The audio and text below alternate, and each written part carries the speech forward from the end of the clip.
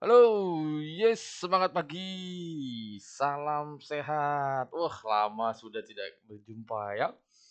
Semoga di tahun yang baru ini 2025 dan di tahun baru Cina ini di tahun ular kayu ya kalau saya tidak salah. Semoga kita semua selalu sehat dan selalu tetap semangat untuk survive terutama di market. Terlebih saat ini pergerakan market sangat volatile mengenai kondisi market, sentimen market, serta pastinya kondisi kita juga akan sangat terganggu. Dan sobat trader, lama saya tidak membuat eh, konten ya, VT, dan ini baru pertama kali saya coba mulai kembali di tahun 2025 ini. Semoga informasi yang nanti akan saya berikan ini bisa berguna untuk sobat trader sebelum melakukan entry posisi di market. Oke. Dan seperti biasa,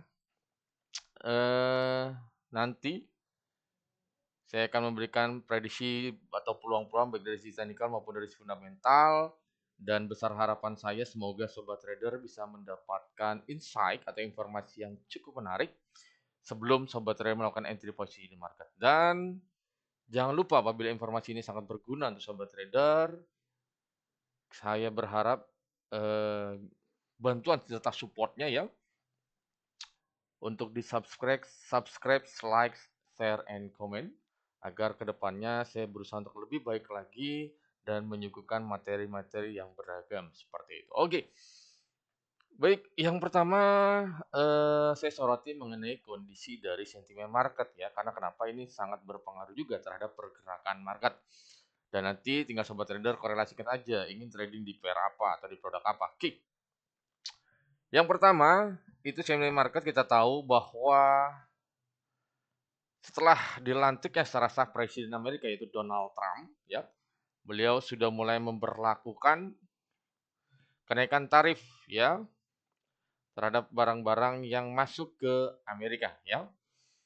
Itu untuk di Meksiko dan Kanada itu yang awalnya sekali lagi saya katakan yang awalnya sebesar 25% itu pada tanggal 1 Februari kemarin dan China sebesar 10% ya, seperti itu. Namun pada akhir pekan kemarin itu pada tanggal 1 Februari atau di hari Sabtu kemarin ya, pas begitu di hari Senin di awal pekan ini, Trump merubah statementnya ya, di mana beliau mengatakan bahwa untuk Meksiko dan Kanada ini disuspend atau ditunda ya pemberlakuannya hingga 1 bulan ke depan ya.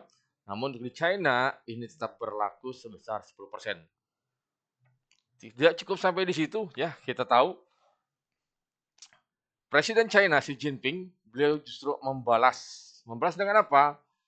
Beliau mengatakan bahwa akan membebani juga barang-barang dari Amerika seperti gas, minyak, ya. Lalu ada juga alat-alat pertanian serta mobil ya, di mana justru China membebankan bukan 10%, tapi 15%. Wow, lebih tinggi ya dibandingkan dengan Amerika, ya. Dan Xi Jinping atau presiden dari China yang mengatakan tarif tersebut akan mulai diberlakukan di tanggal 10 Februari nanti. Waduh, ini bisa dikatakan ini yang terjadi perang dagang yang cukup alot ya. Dan ini pastinya berbeda dengan perang dagang sebelumnya seperti yang sudah pernah diberlakukan oleh Trump pada kepemimpinannya beliau yang pertama ya beberapa waktu lalu. Oke. Selain itu juga China juga ada informasi untuk menyelidiki Google. Wah, ya karena kita tahu sebelumnya ChatGPT ini sudah bisa dikatakan sudah mulai dikesampingkan dengan munculnya ya AI terbaru dari China yaitu DeepSeek ya dengan performa yang lebih bagus namun dengan cost yang cukup murah seperti itu. Dan hal tersebut yang membuat saham AI di Amerika atau teknologi di Amerika anjlok cukup lumayan dalam seperti itu. Oke. Baik, selain itu juga dari 15% itu terutama untuk gas alam cair, lalu batu bara juga batu bara dan 10% ini untuk mobil bermesin besar ya, rencananya seperti itu untuk dari China. ya akan membayarkan tarif sebesar 15% kepada barang-barang Amerika yang masuk ke China itu mulai berlaku di tanggal 10 Februari nanti. Itu yang pertama sentimen marketnya. Yang kedua, hingga saat ini kita tahu bahwa ekspektasi pemangkasan tingkat suku bunga Amerika di tahun 2025 ini masih berpeluang akan ada maksimum sebanyak 2 kali ya. Dan untuk alat survei FedWatch-nya ini masih sangat kecil, itu hanya sebesar 15% bahwa akan dipangkas pada bulan Maret nanti pada pertemuan FOMC. Oke. Itu sentimen market yang kedua. Lalu yang ketiga, kita tahu ya, kemarin itu ada beberapa rilis data. Sebentar, ini dia. Sebelumnya itu ada rilis data kemarin ya, semalam. Itu ada JLTS Jobs Opening atau ini di rilisnya cukup negatif untuk dolar Amerika ya. Sebelumnya 8,16 million diprediksi turun menjadi 8,01 million dan aktualnya kenyataannya hanya sebesar 7,60 million. Ini menandakan apa? Bahwa ketersediaan lapangan pekerjaan di Amerika kembali turun ya, seperti itu. Ini yang sangat berpengaruh terhadap kondisi dari Amerika terutama untuk mata uangnya. Oke. Selain sentimen market yang sudah saya katakan ya. Selain itu juga malam nanti akan ada juga rilis data sektor ketenagaan Amerika yaitu ADP Non-Farm Employment Change atau Automatic Data Processing untuk ketersediaan lapangan pekerjaan di luar sektor pertanian yang dirilis oleh swasta ya. Itu data sebelumnya sebesar 122.000 diprediksi meningkat menjadi 148.000 dan aktualnya diprediksi data ini akan good for dolar Amerika.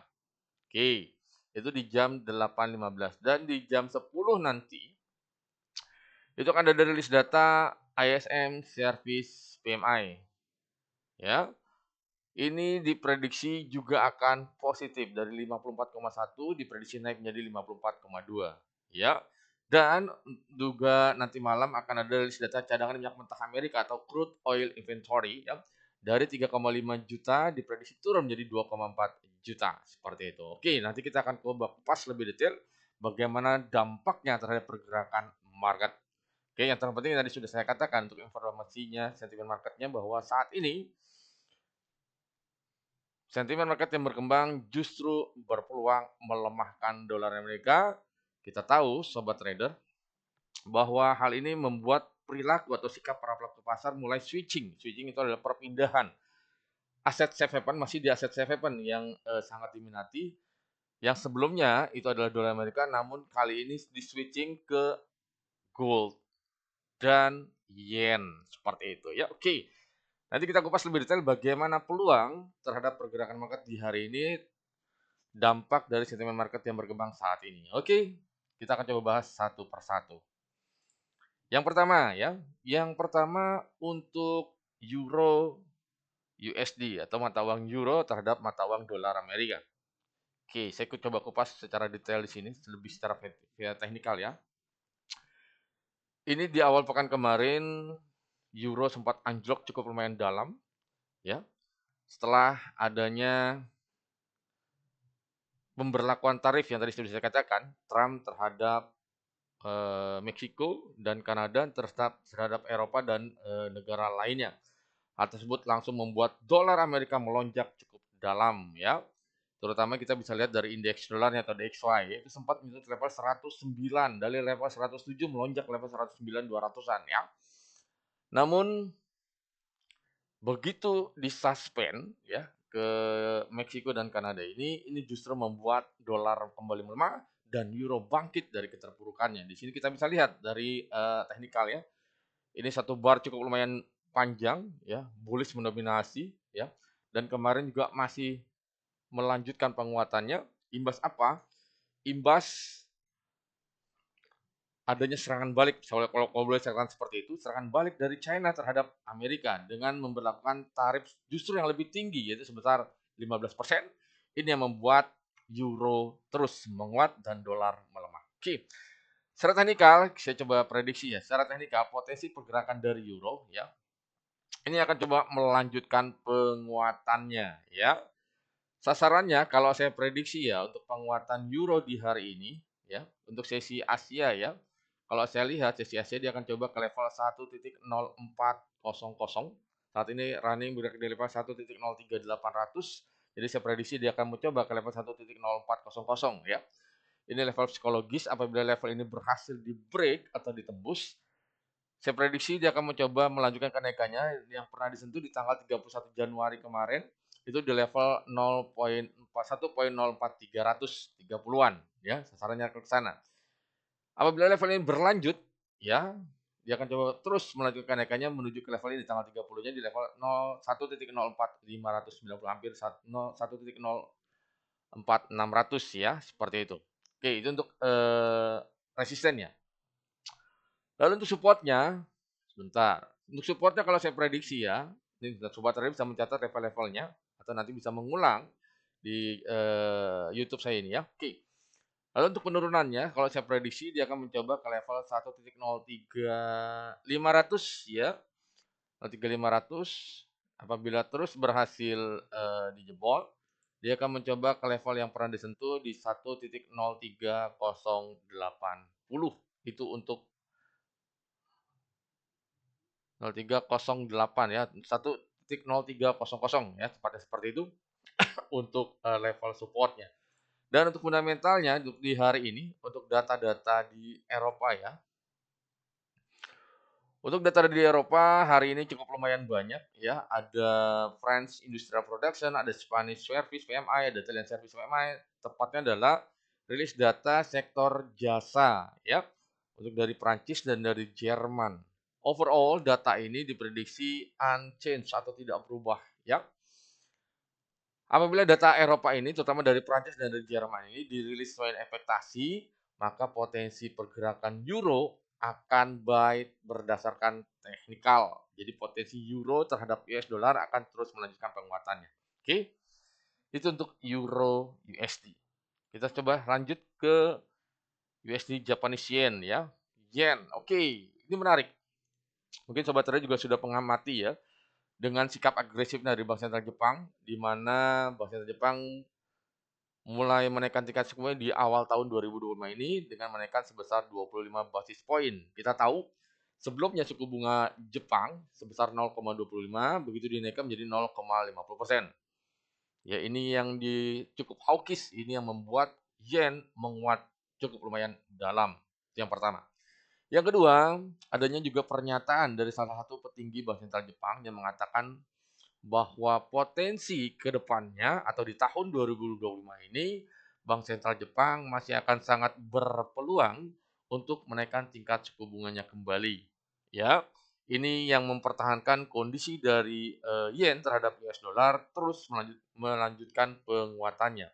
Ditambah lagi dengan tidak stabilnya atau tidak agresifnya Trump untuk memberlakukan tarif terutama terhadap Meksiko dan Kanada, ini yang menekan menekan ya mata uang dolar Amerika dan melemahkan dolar Amerika, ini sangat berpeluang untuk menguatkan yen. Jadi potensi penguatan yen di hari ini masih akan berlanjut. Oke, kalau saya prediksi ya penguatan yen dia akan mencoba ke level sebentar. Ini dia ke level 153, 150 seperti yang pernah disentuh di tanggal 17 Desember lalu. Jika level tersebut berhasil ditembus, maka akan coba ke level 152.400 seperti di tanggal 28 Oktober lalu, ya. Seperti itu. Sekali lagi saya katakan, secara teknikal potensi pergerakan yen masih akan lanjut menguat. Seperti di awal tadi saya katakan, si switching peralihan aset safe haven ya. Jadi yang awalnya terhadap dolar Amerika, kali ini para pelaku pasar switching aset safe haven di gold dan di mata uang yen. Ya, jadi potensi yen terhadap US dollar yang tadi saya katakan masih berpeluang menguat. Oke. Dari sisi fundamental, sebentar ya. Dari sisi fundamental untuk di hari ini tidak ada rilis data Jepang, cuma tadi ada average cash earning itu sangat bagus dari 3,9 diprediksi 3,6, aktualnya 4,8. Jadi ini secara fundamental mensupport yang sudah diprediksi oleh secara teknikal. Jadi antara teknikal dengan fundamental matching. Jadi potensi penguatan yen akan terus berlanjut. Oke. Lalu kita ke pergerakan mata uang pound sterling atau GBP USD pound sterling terhadap US dollar. Oke. Dari sisi teknikal ini sobat trader bisa melihat bahwa potensi pergerakan pound sterling terhadap US dollar masih akan coba lanjut menguat. Ya. Terlebih kita tahu imbas pelemahan dolar Amerika dan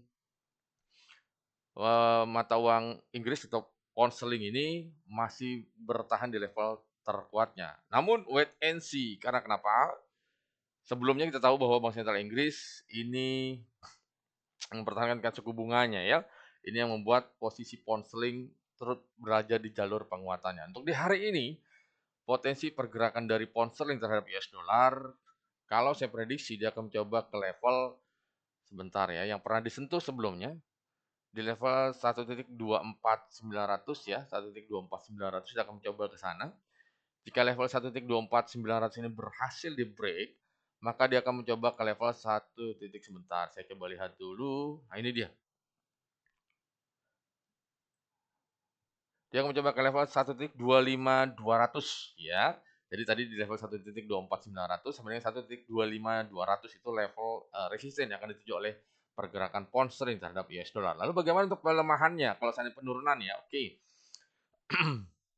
Kalau pelemahannya saya prediksi untuk pergerakan dari pound sterling kontra dengan US dollar, saya prediksi tidak akan terlalu jauh pelemahannya ya. Karena kenapa? Secara fundamental dan secara teknikal potensi pergerakan pound sterling justru akan melanjutkan penguatannya ya.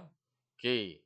Dia akan mencoba ke level 1.24500 ya sampai dengan level 1.24200 atau 300 itu level yang akan dituju oleh pergerakan pound sterling terhadap US dollar. Lalu bagaimana terhadap fundamental atau data untuk di hari ini? Nanti di jam 4:30 sore akan ada rilis data final service PMI. Ada sektor jasa di Inggris yang diprediksi unchanged atau tidak berubah dari 51,2 diprediksi 51,2. Jika dirilis sesuai ekspektasi, maka potensi penguatan pound sterling masih tetap akan berlanjut. Oke, itu pound sterling. Untuk yang gold sabar ya. Setelah Aussie baru kita akan bahas mengenai komoditi. Oke. Aussie. Aussie juga bergerak menguat ya. Yang sebelumnya kita tahu mata uang yang kontra dengan US dollar mengalami pelemahan imbas pemberlakuan tarif yang tadi sudah saya informasikan. Oke. Jadi Aussie berpotensi akan menguat terbatas ya. Kenapa terbatas? Karena yang tadi saya katakan. Begitu diberlakukan tarif Trump terhadap China, Aussie melemah karena kita tahu China merupakan mitra dagang utama dari Australia. Jadi apapun yang terjadi di China akan berdampak terhadap Aussie. Namun begitu ada informasi bahwa China akan menyerang balik dalam artian untuk mengenakan tarif juga terhadap barang-barang Amerika seperti gas, batu bara, minyak mentah, alat-alat pertanian, dan mobil yang lebih besar itu sebesar 15% justru membuat Aussie bangkit dari keterpurukannya.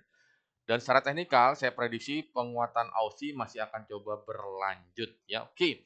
Sasarannya akan mencoba kemana? Kalau saya lihat potensi pergerakan dari Aussie ya, ini akan coba menguat menuju ke level 0.62500 ya. Jika ini berhasil di break, dia akan mencoba ke level 0.62600 dan selanjutnya penguatan pound sterling juga akan menuju ke level yang pernah disentuh sebelumnya ya. Itu di tanggal 20 Januari lalu di level 0.62800 ya. Itu potensi pergerakan dari Aussie ya. Namun bagaimana untuk secara fundamentalnya untuk di hari ini sepi akan rilis data dari Aussie. Namun para pelaku usaha tetap mencermati mengenai perkembangan terbaru mengenai pemberlakuan tarif ya antara China dengan Amerika yang bisa memicu perang dagang global seperti itu. Oke, itu tadi untuk mata uang yang kontra dengan US dollar atau major rate istilahnya. Oke. Sekarang kita coba ke gold. Wih, yes, ya. Sobat trader pasti paham ya, karena memang gold sudah membentuk atau sudah membuat all time high barunya ya. Dan pagi ini sudah menyentuh all time high baru di 2853, sedangkan low-nya berada di level 2839. Secara teknikal, potensi pergerakan dari gold masih terus melaju, masih terus menguat. Bahkan kalau sobat trader perhatikan VT saya pada akhir tahun kemarin diprediksi bahwa gold akan lebih dari level 3000. Ya, seperti itu ya. Ini sangat ketat karena kenapa yang tadi saya katakan switching para pelaku pasar saat ini lebih comfort atau lebih nyaman memilih aset safe haven adalah gold atau emas ya. Oke. Untuk di hari ini potensi pergerakan dari gold yang tadi saya katakan trennya masih bullish ya, trennya masih bullish. Sasarannya kalau saya prediksi dia akan mencoba ke level 28 paling jauh ya 2870 ya, 2870 sama dengan level 2880 ya. Namun wait and see akan nanti malam rilis data ADP non farm payment change serta ISM secara PMI. Oke. Kalau penurunannya kalau saya prediksi level low saat ini di level 2839 ini bisa berpeluang di break atau dijebol ya, tapi tidak akan terlalu jauh kalau saya prediksi paling jauh hanya ke level 2830 ya. Seperti yang pernah disentuh sebelumnya. Sebentar ya, saya coba lihat. Oke, 2832 bahkan seperti itu. Ini yang pernah disentuh di tanggal 4 Februari kemarin.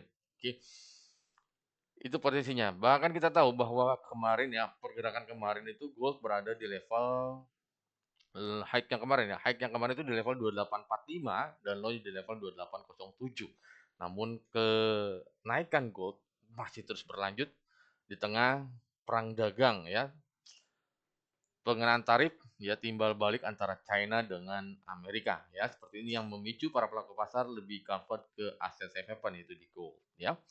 Namun nanti malam akan ditunggu fokusnya adalah yang tadi saya katakan ADP non farm payment change ya yang diprediksi positif untuk US dollar dari 122.000 diprediksi naik menjadi 148.000. Lalu ada juga rilis data ISM secara CMI dari 54,1 diprediksi naik tipis dari menjadi 54,2 ya. Dan secara fundamental memang ini berpeluang dolar akan menguat ya, tapi terbatas karena apa? Ya tadi saya katakan sentimen market justru lebih mendominasi pergerakan dari harga emas. Jadi kesimpulannya adalah untuk di hari ini gold masih berpeluang naik. Ya tadi saya katakan range-nya range harian tadi saya informasikan ke level 2875 sampai dengan level 2880 untuk pergerakan di hari ini. Kalau penurunannya paling jauh kalau saya prediksi hanya ke level 2832. Oke untuk pergerakan harga emas. Bagaimana dengan pergerakan harga minyak? Oke, harga minyak bergerak turun ya, bergerak turun karena kenapa?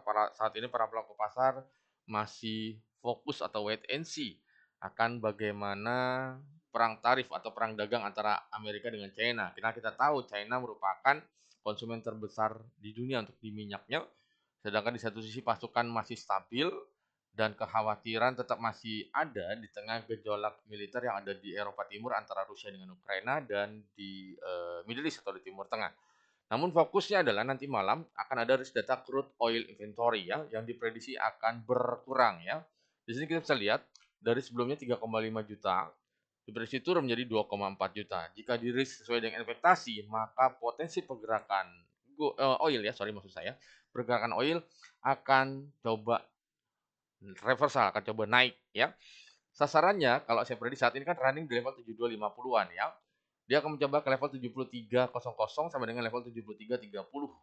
Namun nanti malam jika memang dirilis sesuai ekspektasi maka potensi ke level 7380 sama dengan level 74 sangat berpeluang kembali terjadi. Kalau penurunannya, kalau saya prediksi dia hanya akan mencoba menjebol level 7200. Jika level tersebut dijebol akan menunjukkan hanya ke level 7180. Itu pergerakan harga minyak. Lalu bagaimana dengan indeks saham? Oke, untuk indeks saham, ini saham Amerika kita tahu Dow Jones Average, S&P 500 dan Nasdaq kemarin itu ditutupnya positif ya. Tapi sangat tipis di mana Dow Jones itu 0,3% naiknya, sedangkan S&P 0,72 dan Nasdaq itu 1,32% ya.